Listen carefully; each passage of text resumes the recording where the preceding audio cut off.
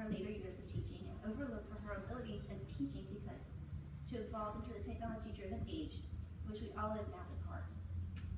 However, the impact she made on her students lived on in the individuals and their hearts that she threatened. They're reaching out recently with evidence of every bit of this. Most who she taught or worked with didn't know that she did all of this while carrying the burden of a newly diagnosed disease called fibromyalgia for 20 years. Her kids grew up knowing that Nancy didn't just have them, she actually had 4 sets of children. Her first being her nieces and nephews, then her own, then there was the school kids, and finally her 4-footed children. Oops, let's make that 5 because she unofficially adopted Norman. He was Joseph's best friend. He is Joseph's best friend. And since his mother died and left him when he was little, she took him under her wing. Not only was Nancy an advocate for kids, but any of you that knew her knew that she also loved dogs of every kind and breed. Not only her own dogs, but also any other dog she used to discover that needed help. She was often found in the middle of the night sneaking food over the neighbor's fence, feeding a dog that just wasn't getting quite enough. Not in her book anyway. She went weekly to look after a dog. She went weekly and took dog food to a family who could no longer feed their dogs on their own so that they could keep them, and she even paid for their medical care. After retirement, she even became known as the crazy dog lady, as she gained a reputation for going around daily to some nearby woods where a deceased homeless man's dog had been left behind. Never able to catch him, she was often heard calling out, "Help!" as she nicknamed him. So he would know that she had come with his food, and his food was there. Shortly after she arrived, a small black dog would be seen shyly coming for his dear friend, and occasionally would allow her to pat him on the head, and then disappear again. Sometimes her children may have found themselves jealous of her love for the animals, as they were sometimes rivals. They knew where they stood in the lineup, especially once they were out on their own, and they were second to the first their grandchildren and then the dogs. She has always had at least a couple of dogs, and she's always had a couple of dogs at a time, and sometimes as many as 11. She was often worried for others to know that she had so many, but it was unwanted because those dogs and those few cats here and there were always treated just like kings and queens. For sharing her bed, to being hand-fed like babies for some, she was often heard saying, "But they need help." She always instilled a driven concern for animals to the point that her own granddaughters are extreme animal lovers as well. Hannah often tries.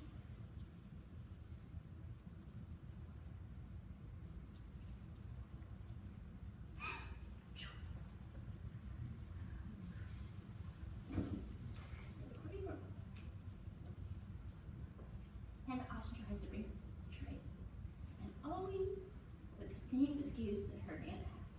"We just need help." Gracie took it to the point of making the decision to go as far as becoming a vegetarian. Once she retired from teaching, her life continued to revolve around children. This time being another great love of her life was just her grandchildren. Even though Hannah and Gracie came while she was still in her teaching career, she always found time for them and was never too busy to beg for her doll and her Gracie Pooter to come to Nana's. They spent their summers running over Nana's head and keeping suits where she'd watch them for out and his.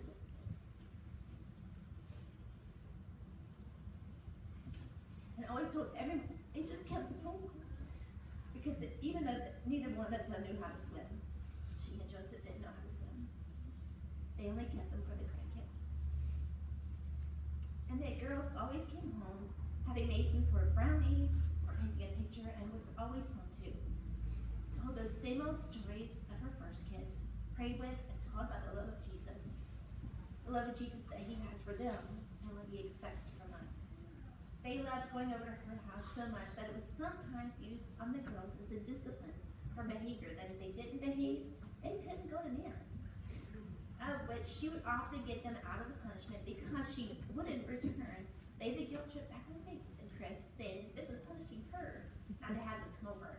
So a new punishment had to come up. They had to come up with a new punishment because that one just wasn't going to work. With their retirement, Nancy and Joseph, both being missions-minded, began to take on sponsorships for various missionaries. They had for years sponsored multiple orphanages, ministries, missionaries, and children in other countries quietly. She and Joseph have never lived for themselves, but with selflessness for others. Also in her retired years, as soon as a Nana of 4, a Nana only, we need to mention, did she ever allow herself to be called, because she said she was never old enough to be called grandma. She spent her days babysitting her first grandson, Ashton. She did this to help keep him home as his parents worked. And even when she was diagnosed with stage 3 breast cancer, she went on to also care for Ethan at home as well when he came, until she could no longer physically do that. Nancy was diagnosed with breast cancer for 4 years ago. She declared that the Lord would not take her from this earth until he was ready, and put her illness in his hands. So she went into this fight, her battle on her own, with no medical help, as she felt was God's leading. She fought instead with prayer and violence. Some may have thought this wasn't fighting at all. What many didn't know as she had said earlier, watched her mother deteriorate at the hands of doctors as a young woman, which gave her great distrust for doctors. This often caused her difficulty in seeking help medically. So she fought her fight the best way she knew how, and that was in prayer. Regardless of what others thought, she felt there was no greater way to help or to fight anything than through prayer.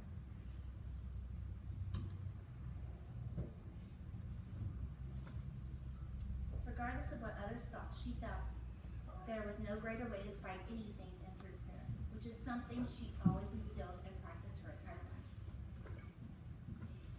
Nancy was a true prayer warrior. If she knew you more than likely were already daily on her prayer list. You're sitting here today, you probably have been lifted up by her more times than you know.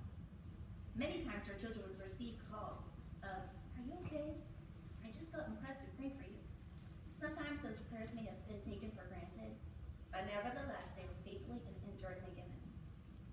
Often they would be at the perfect time, and hers would be the ones that brought her kids safely home each night and at the end of the day. Most nights being children or grandchildren coming in late, it would be her light that you saw at the end of the dark road watching for you to pull in safely. Joseph didn't live next door as Faith did, for her to know that he got home safely each night.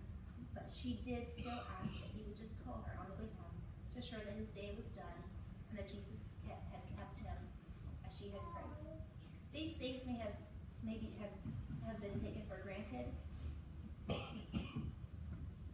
as mothers' actions often are, but they were important to her. She had watched as her mother received news of her own brother's death, and for that it proved was seemingly her greatest fear. So she prayed and prayed and prayed through those fears, and prayed through her cancer, and prayed many youth through, as I have all said. When thinking over her life, if she would have had one wish for all of you sitting here with us today, her family is certain it would be that all of you would know Jesus.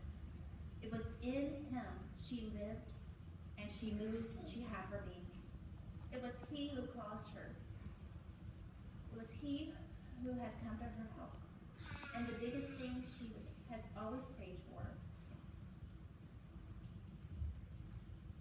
and the biggest thing she was always praying as she prayed through those prayers each day was she prayed for you, and that you would know him someday too. That will be her greatest legacy left behind to all those who know her and love her. Know him, love him,